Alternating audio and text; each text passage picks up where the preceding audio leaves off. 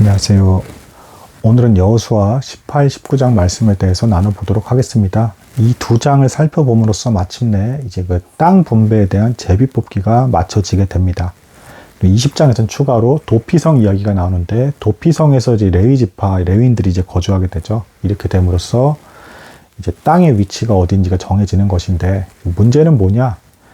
땅의 위치만 정해진 것이고, 이 땅 안에 남아있는 이제 이방 족속들은 직접 이제 그 해당 지역의 지파들이 전쟁에서 싸워서 뺏어서 차지해야 된다라는 게 이제 문제가 되겠습니다. 자, 이미 지금 전장에서부터 이스라엘 백성들이 믿음의 순종, 열심히 전쟁을 수행해서 땅을 열심히 차지하겠다. 하나님께서 주시고자 했던 이 약속의 땅을 믿음으로 받아들여서 열심히 순종하는 전쟁을 수행해서 차지하겠다. 라는 모습이 점점 느슨해지고 있었다라고 이제 말씀을 드렸습니다. 오늘 장에서는 더 심하게 이제 그런 증상이 나타나고 있고, 마침내는 이 이방 족속들이 제거가 안 됐기 때문에 이 이방 족속들 때문에 이스라엘 백성들이 우상 숭배에 빠지게 되면서 하나님의 진노, 징계를 받게 되었다.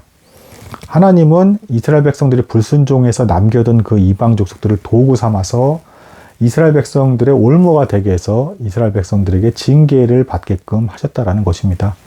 이로 말미암아 이스라엘 백성들이 너무 괴로워서 막 울부짖는 이제 모습들이 이제 후에 나오게 됩니다. 참으로 안타까운 모습이 아닐 수 없습니다. 그럼에도 불구하고 18장의 시작은 이제 실로라는 지역, 그러니까 이제 이름이 이제 평화로움이라는 뜻을 지닌 이 지역에 대한 이제 말씀에서 시작을 하고 있습니다.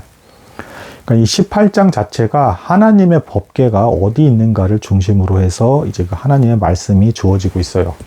무슨 얘기냐면, 드디어 이제 계속 함께 이스라엘 백성들과 이동하던 하나님의 법궤가 실로에 정착하게 되었다라는 것입니다. 그것도 이제 이후로 약 300년간에 걸쳐서 실로라는 지역에 정착하게 돼요. 그러니까 평화로운 이름에 딱 맞게 하나님의 법궤가 그곳에 정착을 한 것이죠. 자, 그래서 300년씩이나 이제 있다 보니까 이스라엘 백성들 입장에서는 실로라는 말을 듣게 되면 딱 이 느낌인 겁니다. 아, 하나님의 이름이 거하는 곳, 하나님의 법궤가 있는 곳, 그렇지, 하나님께서 우리와 함께 하신다는 증표가 있는 곳이 바로 실로야 라는 이런 기억을 떠올릴 수밖에 없는 지역이 실로가 되게 되겠습니다. 자, 근데 참고로 실로는 이 약속의 땅에 또 정중앙에 위치하고 있어요. 그것도 예루살렘보다도 더 정중앙입니다. 그래서 백성들이 하나님 앞에로 나와서 모여야 됐을 때 실로처럼 모이기 좋은 곳도 없었다. 이동거리가 거의 다 똑같았다라는 것입니다. 또한 이 실로에 대한 예언이 이미 창세기 49장에서 언급이 되고 있습니다. 야곱이 죽기 전에 12아들을 축복을 할 때 메시아의 이름을 실로라고 불러요. 그러니까 실제로 지금 여기서 지명이 실로인 곳에 하나님의 법궤가 임하니까 하나님이 실로에 임하게 될 것이다 라는 입장에서 메시아의 이름을 실로라고 불렀다. 그래서 이 예언이 성취됐다라고 이제 볼 수가 있는 것입니다. 물론 여기서 더 나아가서 신약에 예수 그리스도께서 복음으로 말미암는 평화로움을 우리에게 줄 것이다라는 것이 더 근본적인 예언의 성취다라고 보셔도 무방합니다. 자, 그럼 실로까지는 이제 뭐 법궤에 관련된 이야기인 걸 알겠는데, 그 다음 지파 이야기가 나오면서 또 법궤와 관련된 지역이 나옵니다. 이게 참 신기하죠. 자, 그 다음으로 언급된 지파가 이제 그 네 번째 지파인데, 이제 성경에 기록된 순서에서는 네 번째 지파인데, 이게 형제 서열을 완전히 무시하는 그 순서입니다. 놀랍게도 이제 베냐민 지파가 어느 지역을 차지했는지가 먼저 나오고 있습니다. 막내 아들 베냐민 지파가 네 번째로 언급이 되고 있는 겁니다. 참 신기하죠. 근데 이제 그 이유가 베냐민 지파 안에 예루살렘이 있기 때문에 그렇습니다.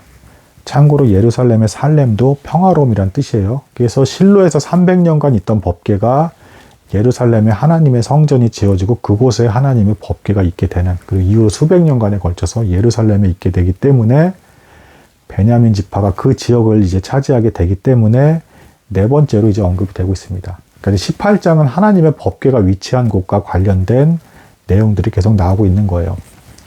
자, 이 베냐민 지파는 좀 이제 특이한 지파이기도 합니다. 왜냐하면 그 베냐민 지파의 위치가 이제 그 북으로는 예루살렘이고 남쪽으로는 유다 지파예요. 그래서 이 베냐민 지파는 에브라임 지파와 굉장히 가까울 수밖에 없습니다. 왜냐하면 북쪽에 있는 에브라임과 가까울 수밖에 없는 이유는 요셉의 아들이 에브라임이에요. 그리고 요셉과 베냐민은 엄마가 같습니다. 그러니까 이제 라헬, 그러니까 야곱의 둘째 아내인 라헬이 낳은 아들 둘이 이제 요셉과 베냐민이에요. 그래서 요셉의 지파인 에브라임과 베냐민 지파는 엄마가 같기 때문에 너무 가까울 수밖에 없다. 이렇게 또 말씀드릴 수가 있습니다. 그런데 이제 여기서 더 신기한 게 뭐냐면 이제 나중에 이제 이 12지파가 분열하게 되죠. 남유다와 북이스라엘로 분열을 하게 됩니다. 이때 베냐민 지파, 그리고 예루살렘을 이제 지역을 중심으로 해서 특이하게도 에브라임 지파에 붙는 게 아니라 이제 그 유다 지파에 이제 붙게 됩니다. 그래서 덕분에 이제 유다 지파와 베냐민 지파는 함께 실제 진짜 하나님의 법궤가 있는 진짜 하나님의 성전에서 예배를 드릴 수 있게 돼요. 근데 나머지 이제 북이스라엘 지파들은 다른 곳에 이제 거짓 성전을 짓고 우상 숭배에 빠지게 되는 이제 그 빅을 겪게 됩니다.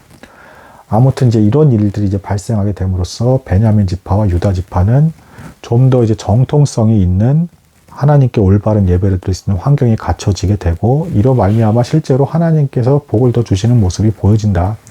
이런 이유 때문에 네 번째로 이제 베냐민 지파가 거론된 것으로 보인다 말씀드릴 수 있습니다. 마지막으로 베냐민 지파에서 신약의 그 위대한 인물 사도 바울도 나옵니다. 이렇게 해서 18장 내용을 이제 마무리 지을 수가 있고, 이제 19장에서는 드디어 이제 여호수아가 책망을 하기 시작합니다. 실로에 남은 7지파를 두고 너희들은 언제까지 이렇게 꾸물거릴 것이냐, 망설일 것이냐, 열심히 믿음으로써 하나님께서 주시겠다 약속한 이 땅을 정복하고 차지하고 어디를 이제 자신들의 땅으로 차지할까 막 고민하면서 더 나아가야 되지 않느냐, 왜 이렇게 꾸물거리느냐 하면서 이제 책망하는 모습이 나옵니다. 자, 이것부터 벌써 이제 안타까운 모습이에요. 그러니까 그 7지파들끼리 다행히 서로 싸우진 않았던 것 같아요. 그러니까 실로에 모이게 된 이유는 너무 당연합니다. 그 민수기 때를 잠깐 기억을 더듬어 보세요. 그 광야에서 이동을 할 때 어떤 진영을 갖춰서 이동했습니까? 동서남북으로 세 지파씩 자리를 잡고 그 정가운데 레위 지파가 있고 레위 지파의 또 정중앙에 하나님의 법궤가 있었죠. 이렇게 둥근 진영을 이루고 아름다운 진영을 갖춰서 함께 하나님의 법궤와 함께 이동을 했단 말입니다. 근데 이제 몇 지파들이 땅을 차지해서 정착을 하게 되니까 이제 진영을 갖춰서 이동할 수가 없는 거예요. 그래서 실로 지역에 이제 하나님의 법궤를 두고 7지파가 남아 있는데 여호수아가 책망을 하면서 빨리 땅을 차지해라 라고 하면서 여호수아가 또 더 주도를 하면서 정탐꾼을 더 보내고 주변 지역의 땅을 이제 더 조사를 해라. 그래서 어느 지역과 어디가 있는지 다 더 정밀하게 조사를 하고 그거 갖고 와서 여기서 이제 제비를 뽑아서 너 7지파들은 각각 어디를 차지할지를 결정할 거다라고 하면서 일을 진행하는 모습을 보여주게 됩니다. 그러니까 지금 보여주는 7지파들의 모습은 전형적인 태만과 게으름의 모습이에요. 그러니까 마치 전쟁은 하기 싫은데 땅은 저절로 주어지길 바랍니다라는 그런 이제 안타까운 모습이에요. 이것에 대해서 지금 여호수아가 책망을 하는 겁니다.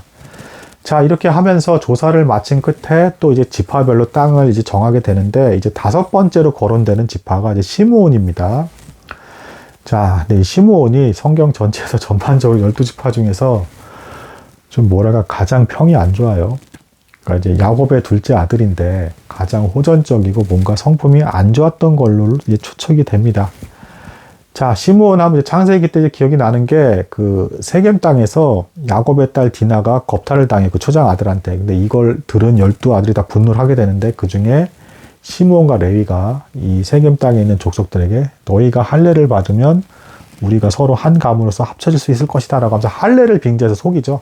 이때 이 일을 주도한 자가 시므온입니다. 둘째 아들 시므온. 자, 그리고 더 나아가서 요셉을 팔 때에도 시므온이 굉장히 잔인한 어떤 그 자세를 취하게 되고, 그래서 실제로 요셉이 나중에 총리가 돼서 그 형제들이 이제 그 요셉 앞에서 나왔을 때 식량을 이제 그때 가뭄이 들어서 그 애굽으로 와서 식량을 구하게 되잖아요. 그때 이제 총리인 요셉을 못 알아봅니다. 형제들이. 그래서 요셉이 속이면서 있을 때 이 형제들에게 식량을 주면서 보내면서 포로로 잡아서 남긴 사람이 시므온입니다. 그러니까 요셉이 시므온을 안 좋게 봤다라는 반증이기도 하겠죠. 그 많은 사람들이 시므온을 잡았단 말입니다. 포로로. 그래서 그런지 모르겠는데 예언 내용도 별로 좋지도 않고, 그리고 시므온 지파에서는 신기하게도 아무도 성경에 위대한 인물이 안 나옵니다. 근데 그럼에도 불구하고 그나마 다행인 것, 그리고 5번째로 거론이 됐다는 것도 이제 자비와 긍휼을 받은 건데, 그나마 위치가 유다 지파에 둘러싸여서 그 가운데 이렇게 점처럼 이렇게 딱 위치를 하게 돼요. 차라리 더 나은 겁니다. 왜냐하면 나중에 어떻게 되냐면 남유다로 이제 남유다 북이스라엘로 분열이 됐을 때 그 유다 지파 아사 왕 때 사실상 이 시므온이 북이스라엘 쪽에 편을 들지 않고 유다 쪽에 붙게 됨으로써 동화가 돼서 이제 합쳐지는 것과 같은 그런 형태로 어쨌든 자신들의 정체성을 유지를 하게 됩니다. 차라리 그냥 잘 된 거죠. 유다 지파 사이에 껴가지고 그냥 그렇게 있는 게 더 안전했었다. 결론적으로 이렇게 말씀드릴 수가 있겠습니다. 자, 이제 그 다음으로 거론되는 지파가 또 이제 형제 서열 순서가 또 깨집니다. 스불론이에요, 스불론. 원래 스불론이 이사갈보다 아래입니다. 형제 서열이. 근데 스불론이 먼저 나오고 있어요. 왜 그러냐면 스불론 지파가 뽑은 땅에 나사렛이 이제 자리 잡고 있습니다. 나사렛 예수 들어보셨죠? 예수님께서 가장 오래 거하셨던 지역. 그래서 예수님을 중심으로 또 우리가 하나님 법궤를 중심으로 지금 지역들이 이제 서술이 되고 있기 때문에 스불론이 이사갈보다 형제 서열은 낮지만 먼저 이제 거론이 되고 있다. 자, 뭐 이사갈 지파에서는 뭐 나중에 뭐 수넴 여인이라고 해서 뭐 엘리야, 엘리사가 활동했던 이제 그런 지역을 포함하고 있는 뭐 그런 지역이 좀 이제 들어가 있고요. 그 다음에 뭐 이제 아셀에서는 이제 그 보시면 이제 신약에 보시면 누가복음에 이제 안나라는 이제 선지자가 성전에서 앉아서 그 메시아가 올 때까지 계속 기도하면서 과부로 살았던 이제 그 얘기가 나와요. 그 사람이 이제 속했던 지파이고, 자, 이제 그 다음에 이제 또 중요하게 이제 볼 수 있는 그것이 이제 뭐냐면 납달리입니다. 납달리. 납달리 지파는 이제 가버나움이라든가 벳세다 지역, 예수님께서 사역을 하실 때 굉장히 많이 이동을 하셨던 그 지역이 이제 그 납달리 지역에 이제 포함이 되어 있습니다. 산상설교도 했던 지역 역시도 이제 납달리라고 이제 볼 수가 있겠습니다. 그리고 끝으로 이제 단지파가 나오는데 이 대미를 그래도 장식하고 있어요. 그나마 단지파가 이제 북쪽 지역의 레셈이라는 지역을 추가로 열심히 정복 전쟁을 해서 더 땅을 넓힙니다. 그래서 약속의 땅의 지경을 좀 더 넓히는데 단지파가 그래도 그나마 좀 일조를 했다. 뭐 다른 지파들은 좀 게으르게 활동을 했지만 단지파는 마지막으로서 그래도 조금 열심히 하는 모습을 보여줬다. 그래서 레셈이라는 지역을 차지하고 단이라고 이름을 붙이게 됨으로써 이제 이스라엘 백성들이 약속의 땅 하면 항상 이제 뒤에 자주 나옵니다. 단에서부터 부엘세바까지, 이게 이제 우리나라 입장에서 치면 백두산에서부터 한라까지예요. 그래서 약속의 땅을 자꾸 언급할 때 이스라엘 백성들이 반복적으로 단에서 부엘세바까지 이제 이 표현을 정말 많이 씁니다. 이제 전체 약속의 땅을 말하는 거예요. 언급하는 거예요. 그래서 단 지파가 이제 그 제비뽑기의 마지막을 장식을 하게 된다. 그리고 이제 추가로 조금 더 나온 내용이 이제 여호수아와 이제 관련된 이야기예요. 여호수아가 이제 자신의 땅을 이제 갖게 되는데, 이게 굉장히 겸손한 모습을 보여줍니다.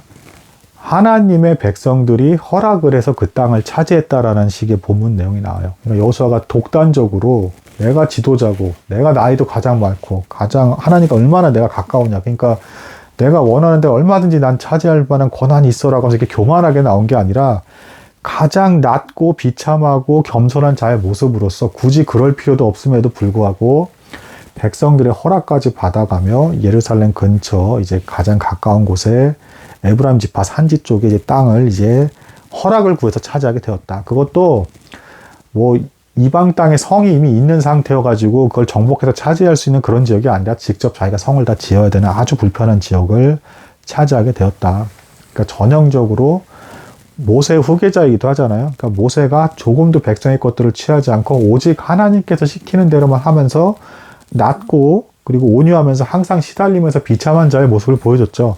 여호수아가 또 전쟁 사령관으로서 그렇게 당당하게 수없이 승리를 했음에도 불구하고 정작 이 땅 분배에 있는 모습에 있어서는 다른 지파, 다른 백성들의 유익을 가장 먼저 하고 결국에는 가장 나중에 나는 여기를 차지하겠다라고 하면서 지극히 낮고 겸손한 자의 모습으로서 노년의 모습을 보여주고 있다. 그러니까 예수 그리스도를 닮은 모습이 여호수아에게서 그대로 보여진다라는 것입니다. 이렇게 함으로써 여호수아 18장, 19장까지의 내용으로서 제비뽑기의 내용이 끝나고 20장에서 이제 다음에 나눌 20장에서 도피성 지역이 어딘가를 나누게 됨으로써 레위 지파가 이제 일부 갖게 되는, 흩어져서 레위 지파는 이제 이렇게 지내게 되죠. 거기 독립적으로 어떤 지역을 갖는 게 아니라, 그래서 레위 지파가 어떻게 분배되는까지가 나오면서 땅에 관련된 내용이 전반적으로 이제 이야기가 맞춰지게 된다. 이렇게 말씀드릴 수 있겠습니다. 오늘도 들어주신 여러분들 너무 감사합니다.